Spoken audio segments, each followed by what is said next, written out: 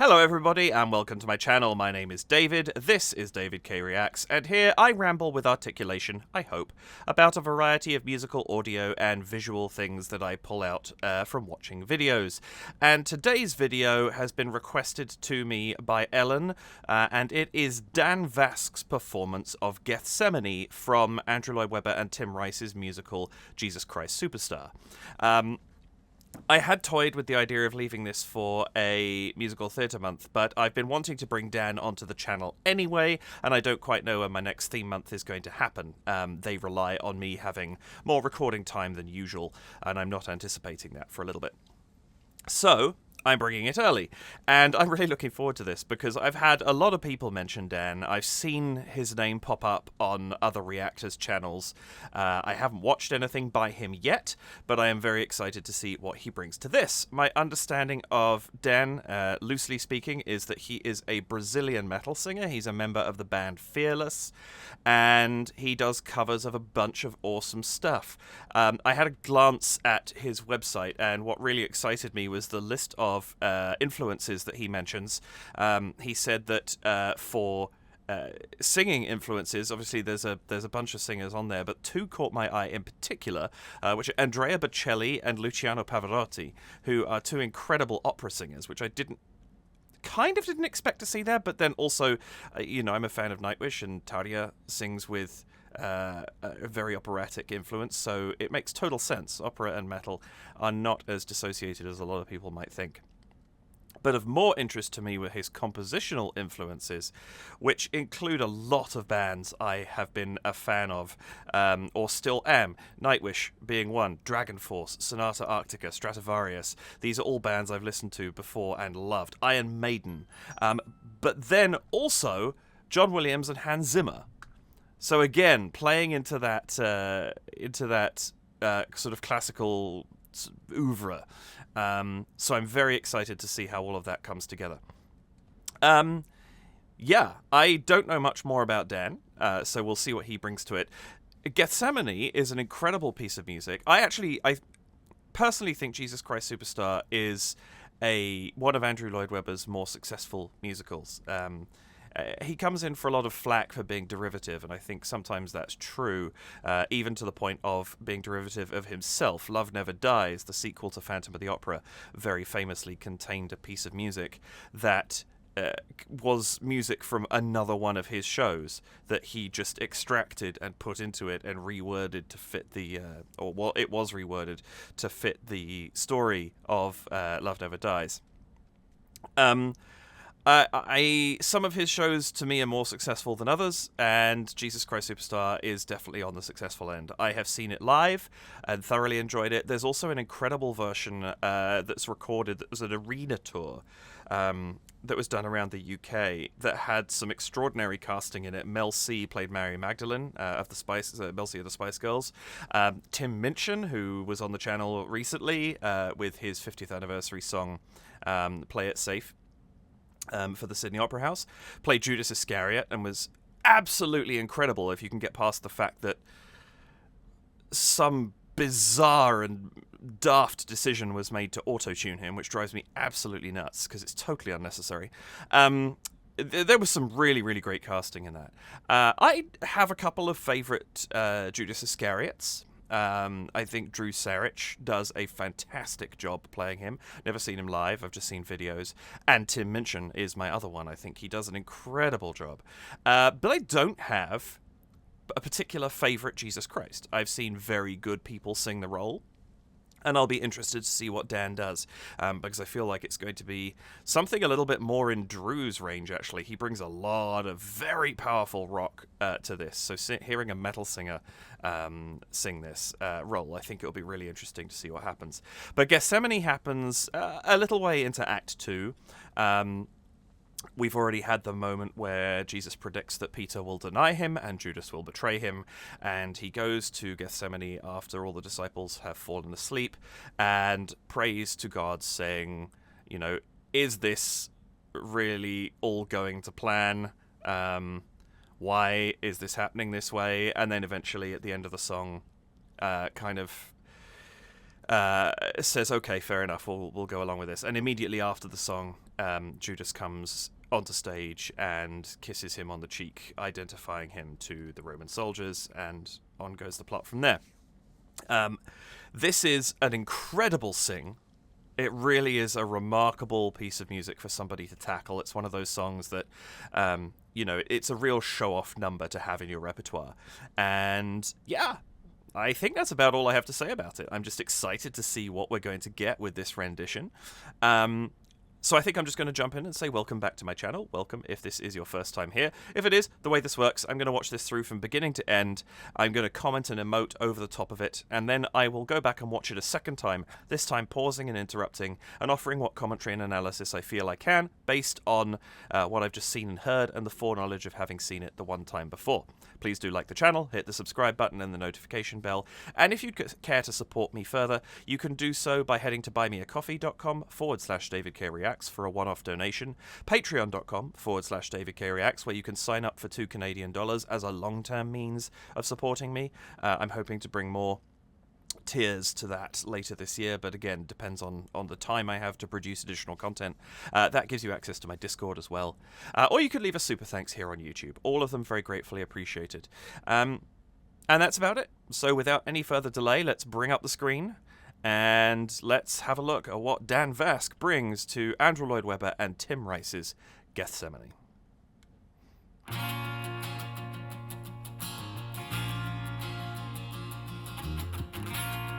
I only want to say, if there is a way, Beautiful tone to his voice. take this cup away from me, for I don't want to taste its poison. Feel it burn me. I have changed. I'm not as sure as when we started. Then I love the accompaniment I was inspired. Now I'm sad and tired. Listen, surely I've exceeded expectations. Tried for 3 years, feels like 30. Could you ask as much from any other man? But I love the defiance he's putting into this. I die, see the saga through and do the things you asked of me.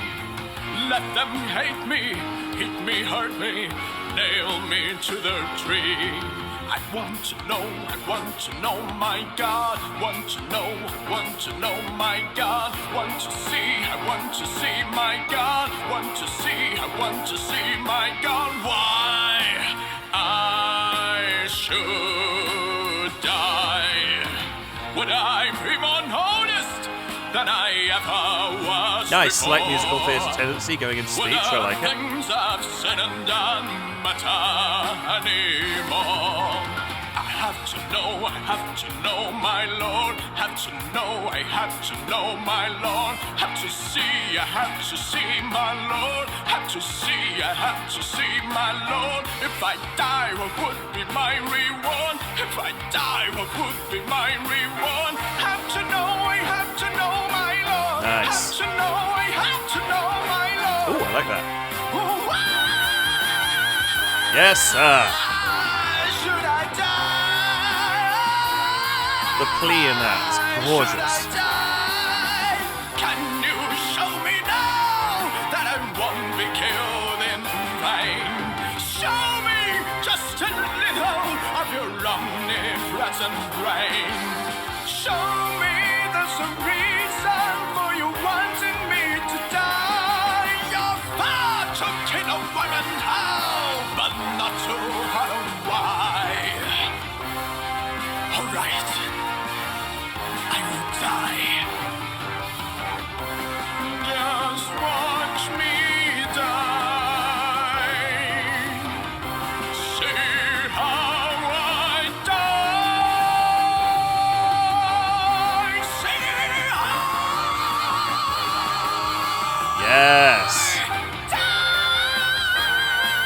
Oh, beautiful. Yes, sir. Great quality on that note.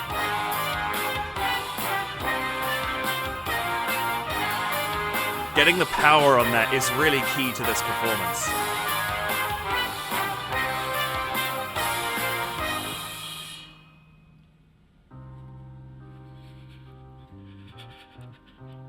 Nice use of stillness for a moment there too. He didn't over-egg that too much. I was inspired. Now I'm sad and tired. After all I've tried for 3 years, seems like 90. Why then I'm scared to finish what I've started. Was you started? I didn't start it. God, thy will is hard. His lighting choice here, and actually the whole setting, is so effective for this song. I really like what he's done with this. I will drink your cup of poison. Nail me to your cross and break me. Bleed me, beat me, kill me. Take me now before I change my mind. Oh, lovely use of the accompaniment there.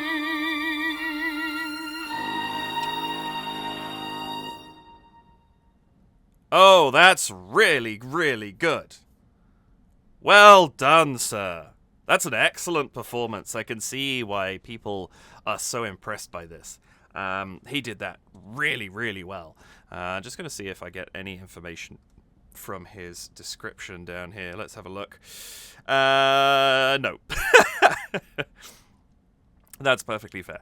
I don't know whether or not that this was... this is him just doing everything himself. Did he do the cinematography and the lighting and things like that? Let me know.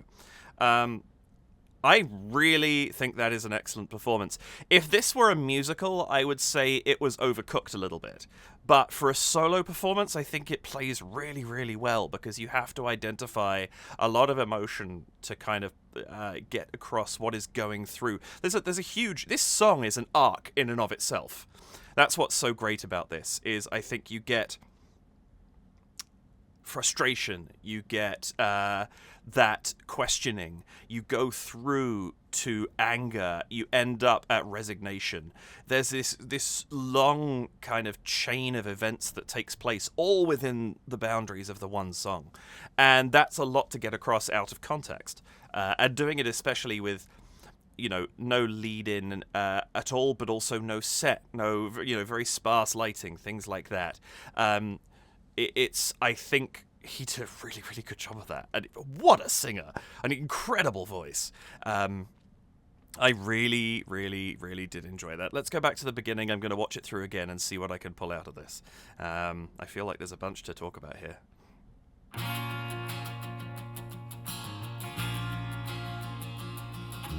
I like the thing that we've got going on here with the guitar. It's got a little bit more rhythm to it than is sometimes had at the beginning of this. You often hear this one, of course, people play it sing it in cabarets and things like that, and or variety shows, and it'll be just a piano that's accompanying it. And the guitar, I think, it's what it gives a lot more texture to this moment, because you have that kind of slightly more percussive rhythmic option for that chord, sort of using full chords than you get with the piano. And I actually really, really like what he's done here with the rhythmic pattern. I think it gives it a bit of energy coming into it, a bit of motion, which is really, really nice. And then we get lights up just on him. And I didn't know if he was going to go anywhere with the lighting on this. He could have chosen to do so. I actually like that he didn't. We've got what seems to be like quite a warm front light, and then this very stark light coming from one side that is giving this kind of blown out look to his skin and the side of his shirt and things like that. And it's giving it, it's putting highlight into it in a really cool way. And I like that he keeps the lack of any change to this, because it allows his performance to do a lot of the work. But actually, we get a lot of different emotions from this based on what he's doing, because this lighting can kind of highlight him. It can make him, bring him to the forefront of all of this, especially with nothing behind him, just black behind him. But also later on in the song, especially, there was a great shot, and we'll come to it, where he's on his knees and the camera feels like it hasn't gone down at all. And so I just realized the camera's moving. Of course he didn't do all of this by himself. Duh. I'll put a note back. But there's a moment where the camera is focusing such that his head stops kind of halfway up the shot. And that gives us solitude. It gives us a lot more. There's so much more black around him, and he's in the lower part. We're kind of almost looking down at him slightly. He plays a lot with what he can do with very little, and I think that's really cool.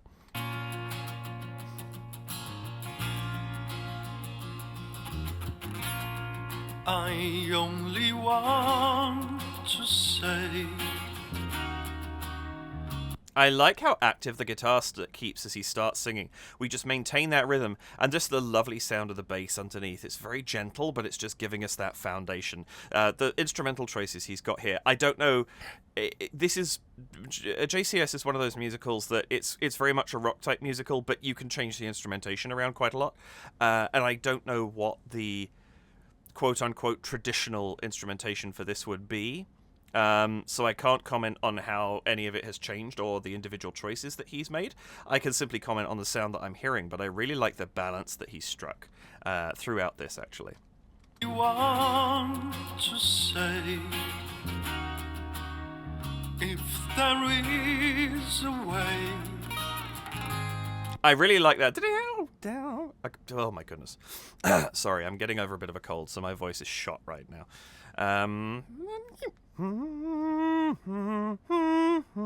That high choice in the guitar to hit that note just gives us a little bit of something extra in the accompaniment, which is a really lovely decision, and I like that. Also really like the quality of vibrato he's putting in here. It's kind of giving him a little bit of uncertainty here, which is going to fade as we sort of get slightly rockier tones coming through his voice.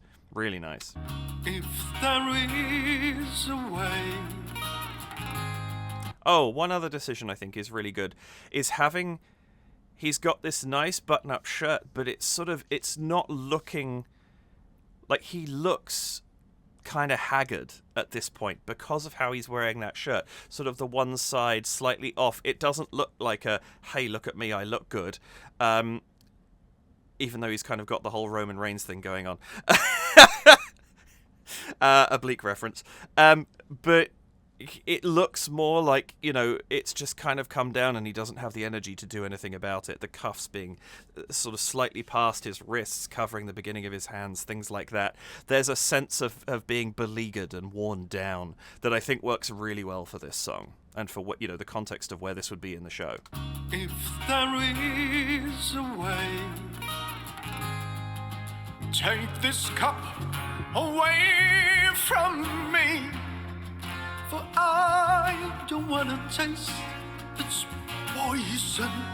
One of the things that I really like about this song is it gives the singer a little bit of freedom in the rhythm that they choose to sing it in. You can shift it around a little bit to fit how you want to say things. And I think I actually really like the choice that he makes here. I don't want to taste its poison. There's, you're trying to poison me. I don't want to say it, though. So I don't want to taste its poison. It's great because it gives weight to poison by separating it slightly, but it also makes it sound like it's difficult for him to say. I don't want to say the fact that I'm, this is a thing that's being put in front of me that is not good for me, but it's being put in front of me by you. I don't want to admit that that's the case. And so it makes it difficult for him to get out, but it also stresses that word. Really, really nice choice. Philip Burning, I have changed. I'm not as sure as when we started. Then I was inspired. That choice too, I'm not as sure as when we started. As he gets into that, the voice strengthens a little bit. Then I was inspired. Now it's really it's not got that weakness to it anymore, the vulnerability that he was putting in. Then I was inspired. It's a little bit more to the front. He's harking back to that time and letting it come through his voice. Then I was inspired. Inspired. There's a little bit more down here, but it's not inspired. Just a little bit more use of the resonance there. It's a subtle thing, but it makes such a difference in the confidence that's being portrayed. I was inspired. Now I'm sad and tired. Listen, surely I've exceeded expectations. Drive for 3 years. And I love that he doesn't slow down on sad and tired. It's a great choice there. Then I was inspired. Now I'm sad and tired. I've tried for 3 years. Obviously, a couple more lyrics there, but it's that point where it's that long-suffering quality that comes into it. It's almost it could come across as slightly petulant if it was still too forceful, but you start to feel the weight that's pulling him down because of how he chooses to sing that. That's great. Expectations drive for 3 years. Feels like 30. Could you ask as much? Also, the positioning in the camera is really nice. I've tried for 3 years. He's over here. He's on one side looking off screen. Notice how much black is behind him. The focus is almost drawn slightly to how much negative space is in this shot, which is really, really nice. It kind of makes him slightly less important. But then when he comes to actually question and be a bit more determined, he's back in the center of the shot again. Really nice stuff. Feels like 30. Could you ask as much from any other man? And even here, we've still got a ton of negative space, but now he's not looking off screen, he's looking directly at the camera. It's giving us a little bit more strength. His body language is giving that as well. But I do think that the way that the positioning has been used in this is so good. It kind of harks back to what I was saying right before I started playing it back. And we'll see more of that as we go on. But if I die, see the saga through and do the things you asked. I love how much he uses the hands spread sort of visual in this. Like, it is a naturally questioning stance to take. Is this the case? But also it harks to the idea of the crucifixion and the fact that he is soon going to be placed in that position because of the actions of other people, and I like that he's suggesting that through his performance here. See the saga through and do the things you asked of me.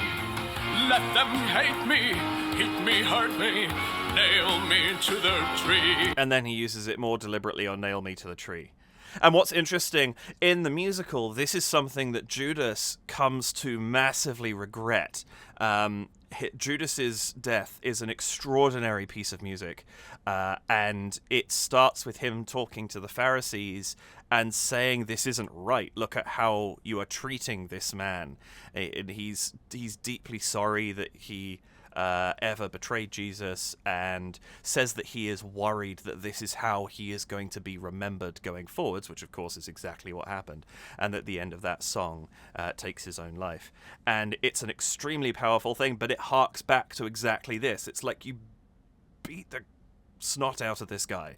You know, this isn't fair treatment. And here he is saying, let them do this. Let them beat me. That's fine. All right, whatever. You know, if this is what's got to happen. And I love that it's kind of defiant at this point. Let them do that. It's not that meek acceptance. It's kind of still got strength to it. This is so good. Them hate me, hurt me, nail me to the tree. I want to know, my God. Want to know, my God. Want to see, my God. Want to see, my God. Why I should die. Again, in musical theatre, that might almost be a little bit over-egged, but I like that for this, that strength that he puts there. I want to know why. Why has this got to happen? It's great. I really love his performance in this. I think he's really hitting exactly the right sort of notes, and the levels that he goes through are really, really good for the style that he's presenting. It's fantastic. Would I should die?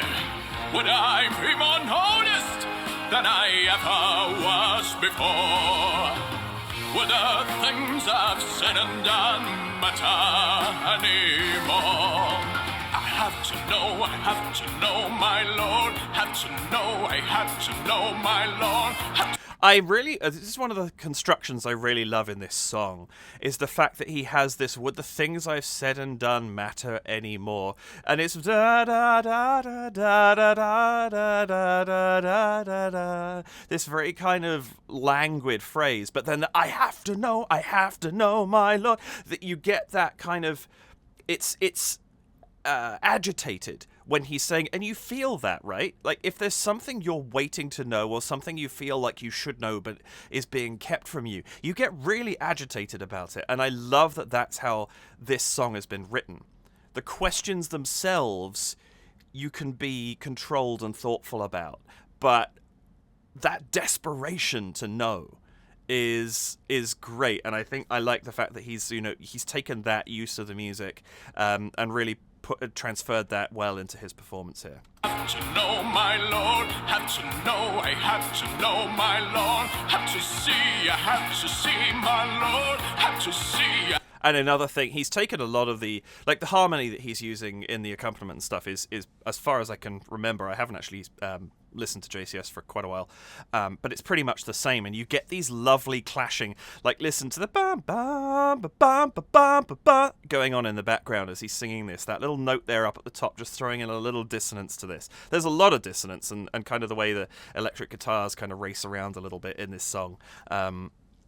It's really, really good. My Lord, have to see, I have to see, my Lord. Have to see, I have to see, my Lord. If I die, what would be my reward? If I die, what would be my reward? Have to know, I have to know, my Lord. Have to know, I have to know, my Lord. I love the have to know, my Lord. Lovely little jump up there. That I don't think I've heard before. That's a cool little embellishment. I have to know, my Lord. Have to know, I have to know, my Lord.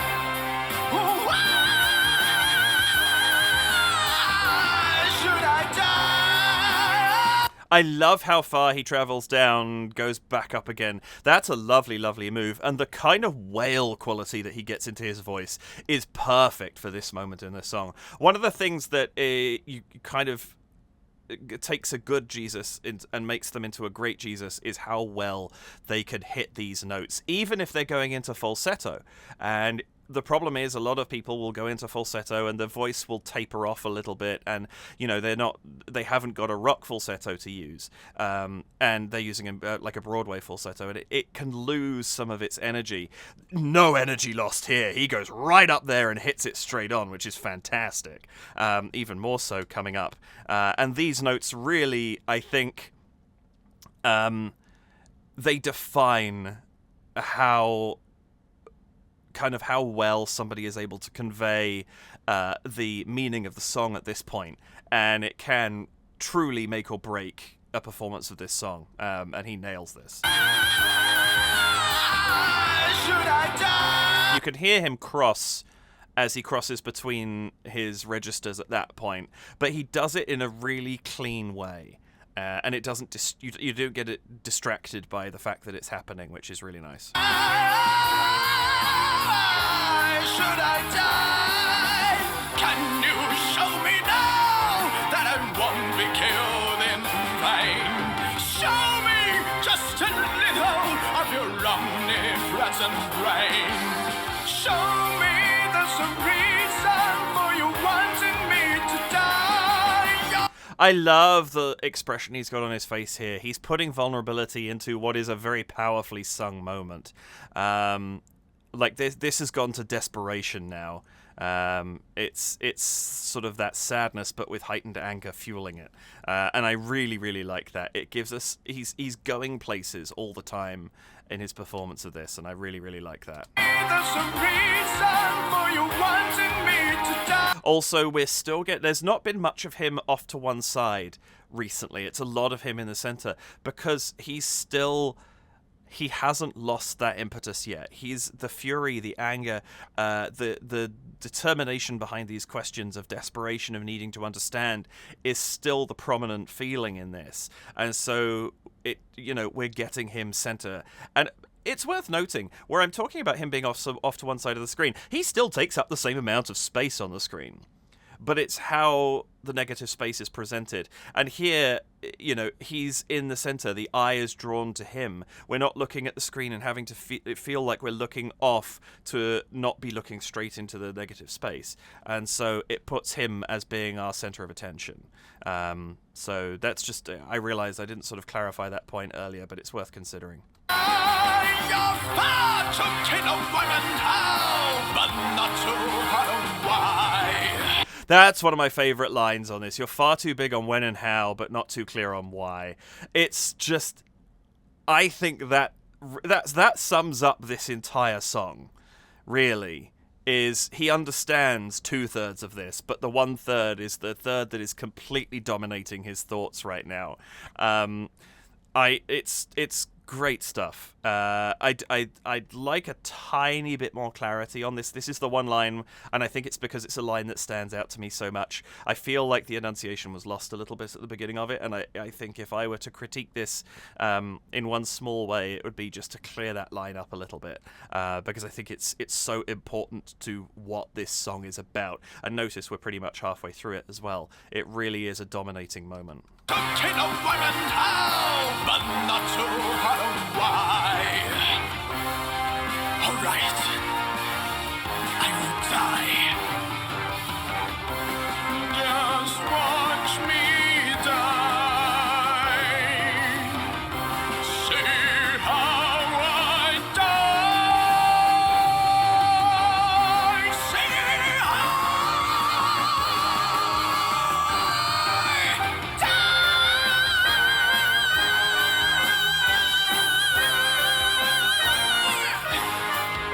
Beautifully sung. Like, he hits that note real hard. It's absolutely fantastic. Holds it a great length. And just the right amount for me of fall off at the end of it as well. Doesn't go too far. That's really, really nice.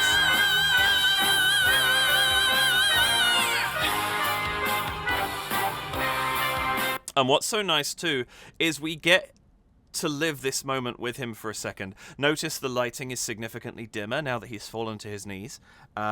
We've still got a little bit of that shine coming off, but his face is so obscured now compared to what we've been seeing the whole way through this. Really, really nice touch there.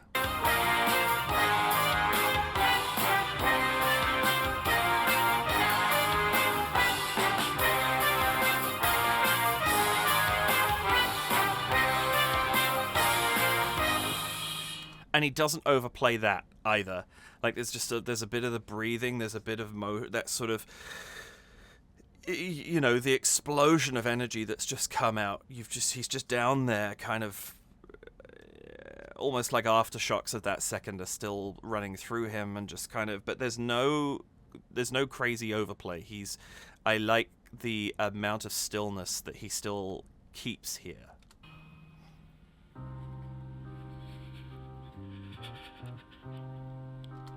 And bringing in that ragged kind of broken up breath at this point is nice too. Again, he could have done that sooner and it would have been too much, but waiting until the piano has come in before he does, kind of, you feel all the energy drain out of him in that moment of silence, and then he comes back in sounding weak and vulnerable again. Then I was inspired. Now I'm sad and tired. That's so nice because it's that same lyric again that I was talking about earlier. He was sounding inspired when he sang it the first time. This time around, he sounds tired. We've had that switch now. And this is where I was talking. See how much more negative space there is now, because we're only seeing him from the waist up.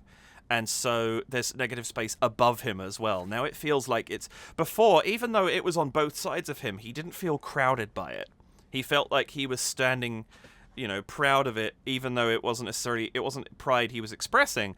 I mean proud of it in the sense that he's standing to the fore, we're seeing him, he's in the foreground, he's our point of attention. Now, it feels like it's bearing down on him. He's kind of being crushed and swallowed by it.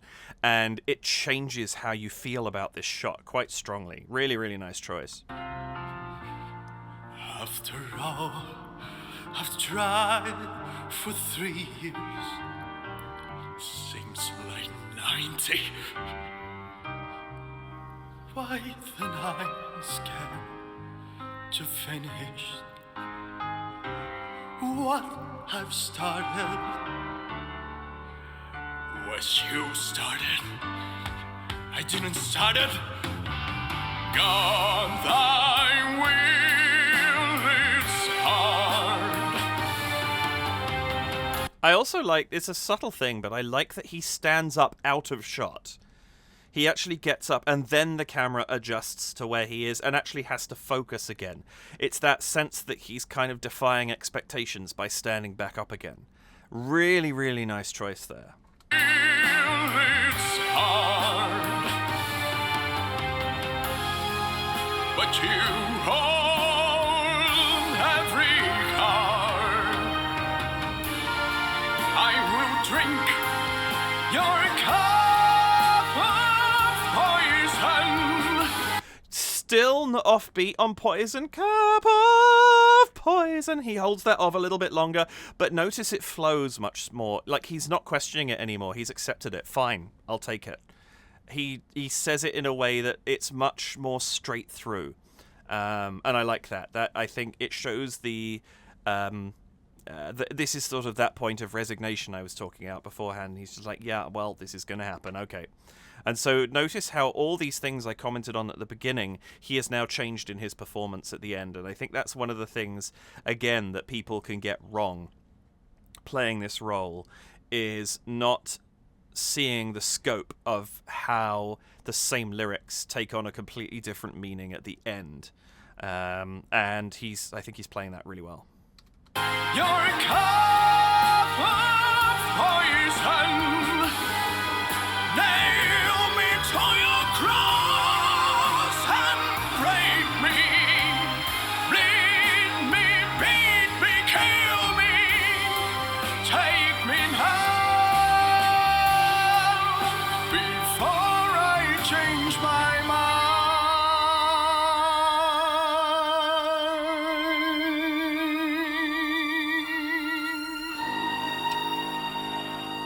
Lovely hold on that too. For the mind. He switches from the vowel into the consonant, which tapers the sound off a little bit and gives you that sense that he could change his mind. And of course, the great choice with this piece of music is that final chord is not resolved. I change my mind. Mine. Yeah, it's a 4. So it finishes on a 4, and we want a plagal cadence there. We want it to go 4-1, but it doesn't. It just hangs, and you get that lovely string line that he's got here, just sailing off, playing some dissonant notes, kind of giving us this lack of security as he slowly closes off the vowel, goes into that N, Really, really lovely performance here just at the end. I like both what he's done with the accompaniment and his own singing.